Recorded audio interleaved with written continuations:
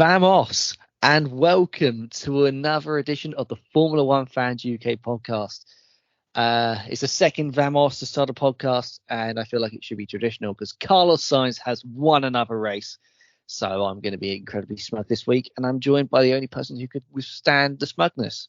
It was a good drive, like a well-warranted win, definitely. For those of you who have eagle ears, that is Dan, who has joined us. Tim has gone into hiding because Alonso was shit. Chris has gone into hiding because Russell was shit. And Danny's going into a hiding because Logan Sargent is shit. But still, I have no idea where Chris and Danny are. But Tim's in a pub somewhere in Scotland, so he's being a local. Cracking race though, right, Dan? It was definitely needed after the whitewash of a Red Bull season that we've had so far. And it didn't, like, Singapore normally has some little gems to find, but this was just a race full of them, wasn't it? Literally from the get-go. Yeah, there was drama from the start. Hamilton did his traditional, what it feels like now, of overtaking with four wheels off the track. He's obviously learnt from a season of battling Verstappen because that's the one way you can get around someone without having an accident. He did, however, have to give the places back eventually. Do you feel that Hamilton took too long to get those places back, or do you think he was right in his mindset to try and hold on to those as long as he did? It didn't take very long for his teammate to give the place back, did he? He sorted that one out pretty sharpish. But I think unless the FIA, I reckon, we're in the era of Mercedes saying you have to give the place back, I don't think he'd give it back. Well, I believe they gave them the ultimatum of sort it out or we'll sort it for you. Exactly, yeah. That's basically like you give it back or we're going to give it back plus a time penalty just for the aggro of making us intervene. Yeah, well, it would have come back under the time penalty. Norris had great pace for obvious reasons, as the Mercedes, as did the Ferraris. One person or one team, should we say, that didn't really have great pace, especially at the start of the race, was the dominant Red Bull Racing. I don't know what engine they put in that car this weekend or what hillbilly designed their aero package, or I just don't know what they were thinking on this race. The whole weekend was just absolute litter. I don't want to be smug, but there have been two other races this season where we thought Red Bull could be, up against the battle of or who could stop them winning or what races might they not win. And after Monaco and after Hungary, which is two races that I picked that they might not win at, the other was this one. And I'm glad to say I finally got it right. And Red Bull really did struggle. Really weird watching the likes of like the Mercedes. Who else do we have? Alonso. They're like literally just driving straight past them. What Max does to everyone else, but just in reverse. Was it weird or was it beautiful? Very beautiful, because anything that diminishes their dominance for the foreseeable future is a fucking amazing. Just, well, for me and the sport. But in the same, it was just really weird. Yeah, it was really weird. I mean, there was all this talk of conspiracy theorists saying it's a technical directive of the flaws, and Red Bull, well, Christian Horner in particular, was very quick to dismiss that, saying, no, it's the same car as what we had in Monza. We don't know why it's not working. It could be that they blamed the track. They blamed wing changes. They tidied up their floor at the front. But all this talk of a flexible floor and tightening up that regulation did lead some conspiracy theorists going crazy. We won't know if those conspiracy theories have got any legs until we get to Japan. So for now, as much as we love a conspiracy theory here, we are going to hold off on those. Now, mate, I'm well in the conspiracy theories. Like, literally, if they come out in Japan and they are shit again, check their hard drives. I want to see what they've been doing. I want wiretaps. I want forensic accountants. I want everybody in there because, I'm not being funny. It's not like they haven't done it before. I think we need to keep an eye on it. I mean, it's definitely worth keeping an eye on. It'll be easy to spot as well, should it be a problem, because you don't just go from the fastest team to the sixth fastest team. It's not even the fastest team. It's the fastest team, and then an extra like 50 miles an hour is ridiculous. I want to see the catering budget for 2023. I ain't gonna lie. Show me the books, Christian. Show me what you are ordering, because there's something definitely dodgy going on. As we could say that some of the team at Red Bull might be moonlighting as a dodgy accountant.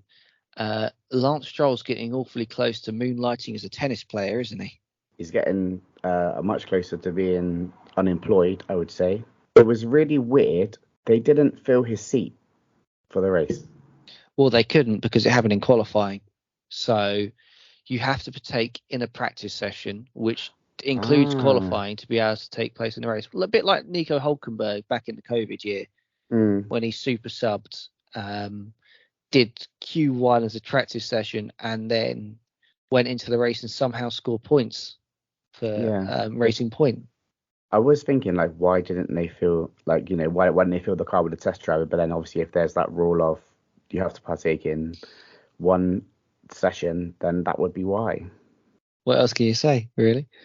I mean, it was a heck of a shunt for Lance Stroll, so a testament again to how far safety's come in Formula One, right, Dan? Yeah, it's like I say again, like I was against the halo and all that sort of stuff, but like with that, along with all of the other safety features that we've had within the last 5 years, like it is safer, and you do forget that you can get hurt in this sport because of how safe it is. But it's it is always nice to see them walk away from it, obviously, because we've had a lot of issue. We've had previous deaths that could have been saved with the stuff that we have now on the cars. It's sad to not see a 20 car grid, but I'm not gutted that it was Lance Stroll.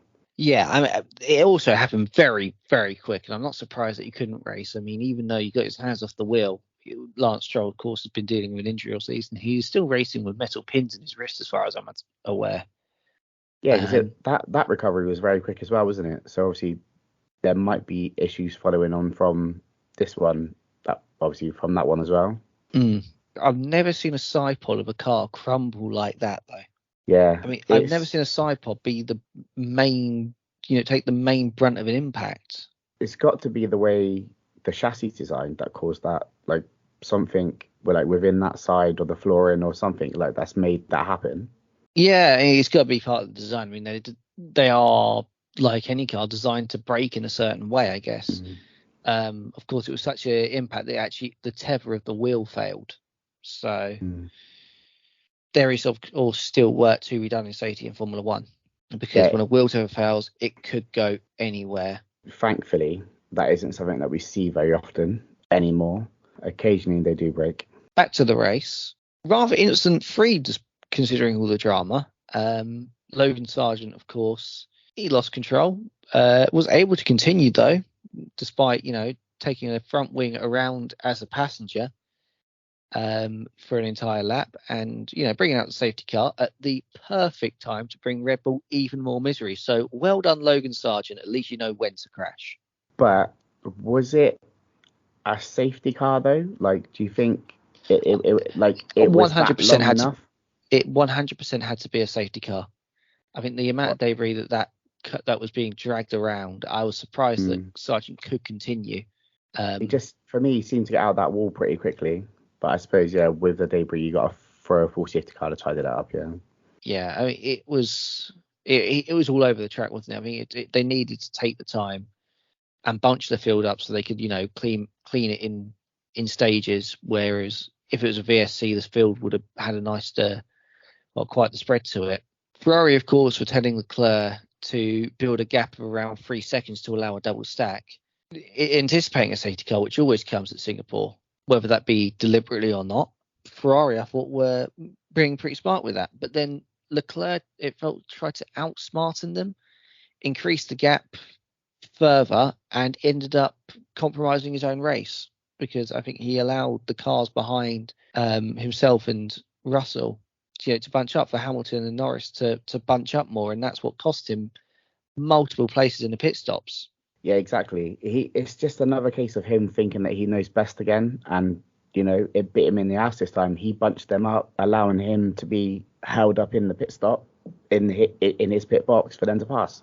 So he totally deserved that. He needs, I know we really don't need to listen to every Ferrari strategy, but yeah, occasionally they're going to get it right, aren't they?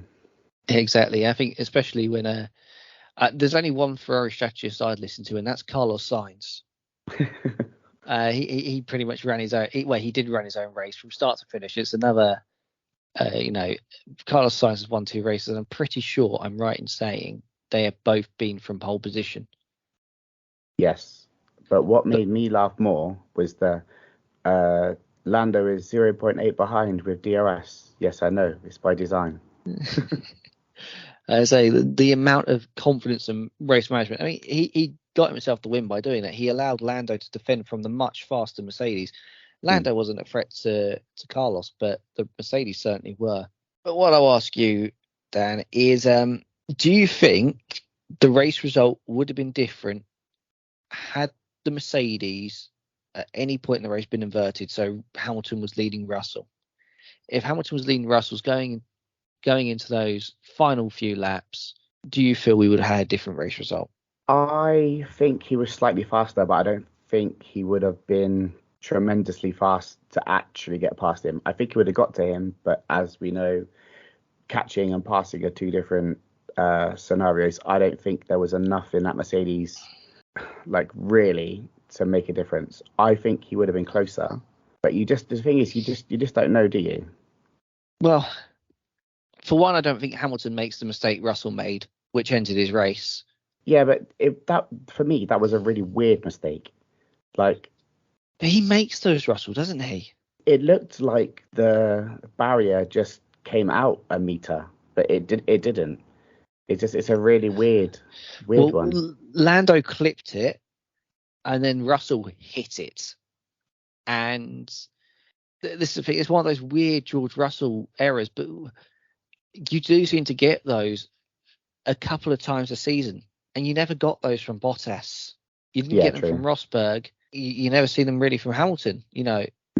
Russell makes these errors, and it's another one that, in a race for P2 in the constructors, which is going to be really heating up at P3, it's really heating up, I'd like to say, down there. And it could, with how each race seems to fluctuate of who's competitive and who's not, costing your team 12 points, it's not going to help.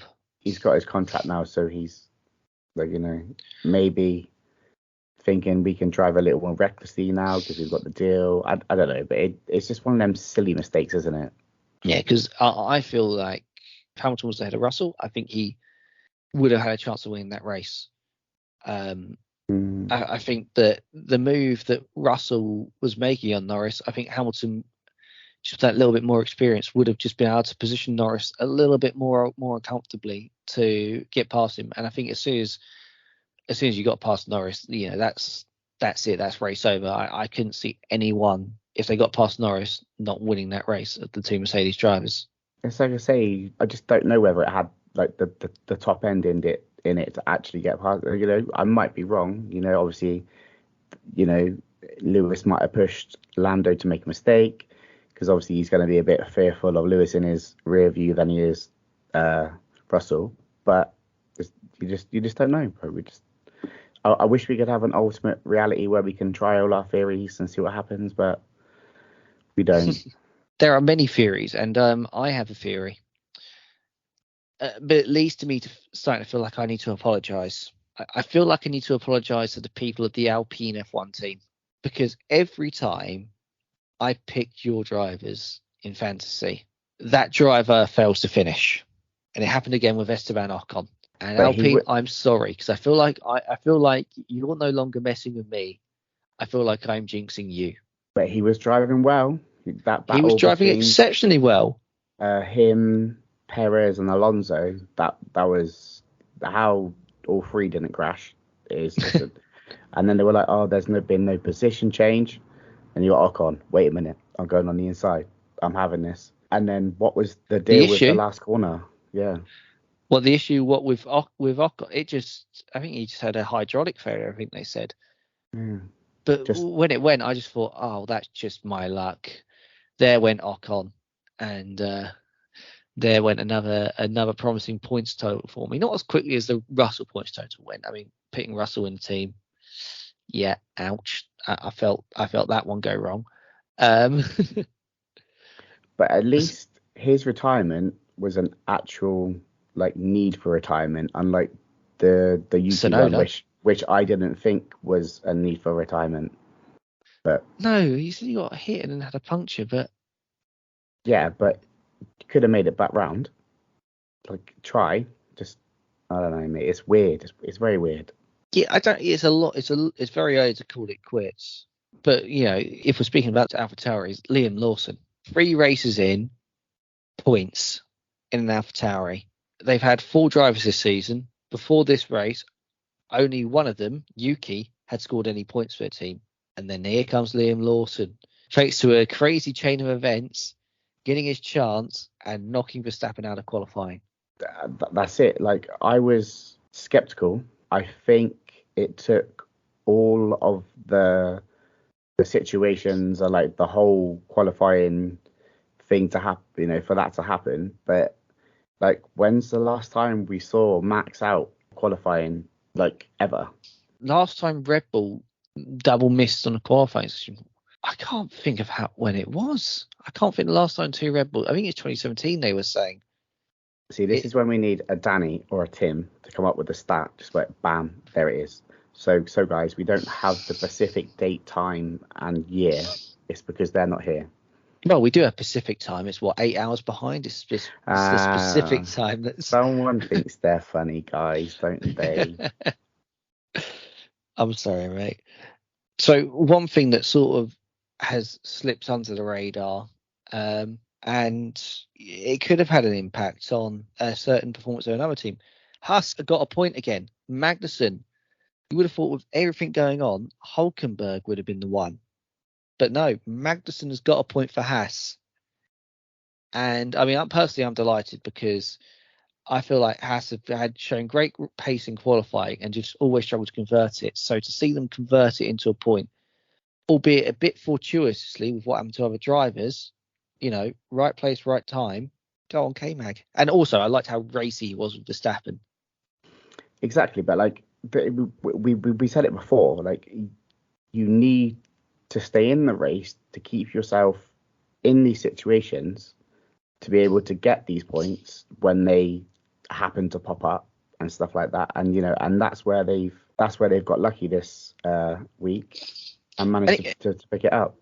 It could be huge as well because it puts them 2 points ahead of Alfa Romeo in the standings, and I don't see Alfa Romeo going out there and outscoring Haas by 3 points across the ends of the season unless we have an absolute bonkers race, where someone does steal an unlikely point tour. But then again, the Alfa Romeo is so uncompetitive. I mean, fancy you put one driver on hard tyres to start the race, and you put the other driver on hard tyres after lap 2. Yeah, it defeats the object of it, doesn't it, really? Like, if you're hanging out for a safety car, I don't get the whole lap 2 pitting. If you're going for hard tyres, just run hard tyres and bank on a safety car. Don't pit on lap 2 and then go, oh yeah, we're hoping we're going to get a safety car at the right moment, because when that safety car comes, you'll end up like Red Bull, much older tyres, other drivers around you will pit and they will overtake you. Poor decision not to pit, wasn't it, from them? Like, no, it wasn't. It was a poor decision to pit, but I just realised that's such a weird sentence. Criticising Alfa Romeo this season, saying if they're not careful, they're going to end up like Red Bull. It feels so weird saying that. I bet it feels weird for Red Bull to not be on the podium and know how that feels for a race or 2 or 3 or 4 if we're lucky. There were people who are watching F1 for the first time, this being their first season, and all they've ever known is the Austrian national anthem being played at every race. They wouldn't have thought that was just part of the festivities. They wouldn't have known it was what happens when Red Bull win. I thought it was part of the F1 coverage these days. Just the display at the end. I mean, as much like Carlos Sainz, I've got to say one thing though: Max Verstappen is a better podcast host, because the post race podcast is a lot of ooh, ah, ooh, ooh, ah, ooh. It wasn't as good as when Verstappen's in the cool down room. One more thing on Red Bull though, and Haas. You could argue an unlikely assist for Sergio Perez, who had an incident with Alex Albon, which caused the Williams driver to lock up his brakes and go off. I mean, Perez got hit with a 5-second time penalty. For those who didn't see it, Perez went full lunge up the inside just after the Anderson Bridge on the left-hander. The move that Verstappen made on one of the Hasses earlier in the race, it was. But Perez, yeah, he lunged, he got it wrong. Albon had to take avoiding action, locked up, lost a lot of places, a lot of time. And, that was the reason Haas got a point. Because because he finished 11th, didn't he? He finished 11th. Yeah. Albon finished 11th, dropped down to 15th, I think it was, after the incident with Perez. Still fought back to 11th. Perez is another one of those weird ones. Albon didn't retire. There's a 5-second penalty for Perez, which had no impact upon his race whatsoever. And we talk about going off the track and gaining an advantage and that being a 5-second penalty, which I kind of get. But when you really do wreck someone's race, does a 5-second penalty, warrant anything? I mean, even if it was a 10-second penalty, he was far enough ahead of Lawson to nullify that. But it just, you could argue that the incident itself costs Albon at least, 15 seconds. I reckon it cost him 9th place, if I'm honest. Like, I reckon it did. I reckon he would have been, 9th, at worst 10th. So one last thing we do have to touch upon is more Perez talk, and it was the whilst there's been an apology accepted, Helmut Marko made some comments leading up to the race about Perez's struggles being down to the fact that he's South American. Now, it's not as strong as what Nelson Piquet used, and the language Nelson Piquet used to talk about Lewis Hamilton, who, of course, this got Piquet banned from attending F1 races. But if you are the guy who runs a team, you absolutely cannot be saying that. You're setting an example, and this isn't the first time that Red Bull have instigated, some form of a racist witch hunt or whatever, albeit, inadvertently before. This is unacceptable, and you've got to know that what you're saying isn't right. You can't say because Verstappen's European that makes him better than Perez. It's almost like they didn't learn from Lewis, the Lewis incident at all. Like, it's like you said, you can't come out and say shit like that when you're the head billion-dollar company race team with sponsors out your ass and stuff like that. You can't just come out and say those comments, especially in this day and age. It's completely unacceptable, and he was right to be called out on it. Right to be called out on it. And honestly, I feel like if we were going to another race, say if he made these comments ahead of a race in South America, I don't think Helmut Marko would have been allowed to attend. No. Well, you'd hope not. You'd hope not. Or you'd be a very brave man trying to attend. And he's a foolish man for, even making these comments. But I think that sort of wraps up everything we've got to say. There've probably been some things we've missed in this race review podcast of the race of the year, without a doubt. It's amazing what happens when Red Bull is slow, right? It's Formula One's exciting again at the front. It just makes it interesting. Yeah, it did not fail to disappoint. And in our usual cliche manner, one thing that also never fails to disappoint is 3D printed track wall art from our podcast sponsor, Apex Tracks. So for all your 3D printed track wall art needs, head to apextracks.com. That's apextraxs.com. Boom. Not even have to edit it. Perfect again. See, who would have thought 3 years of doing this and finally been able to read the sponsorship? Either way, thank you very much for listening, everyone. I hope you enjoyed the podcast. We'll try and get it out in a timely fashion. Of course, life's crazy at the moment, so don't hate on us too much if it takes a little longer to get it out. We are trying to stay relevant. We always want to get it out as quick as possible. Now, for the time being, if you like what you've heard, check out the link in the bio of the podcast. It will link you up to our Instagram, Facebook, Discord, anything like that. So yeah, until next time, thank you very much for listening. Cheerio, guys. See you later, guys.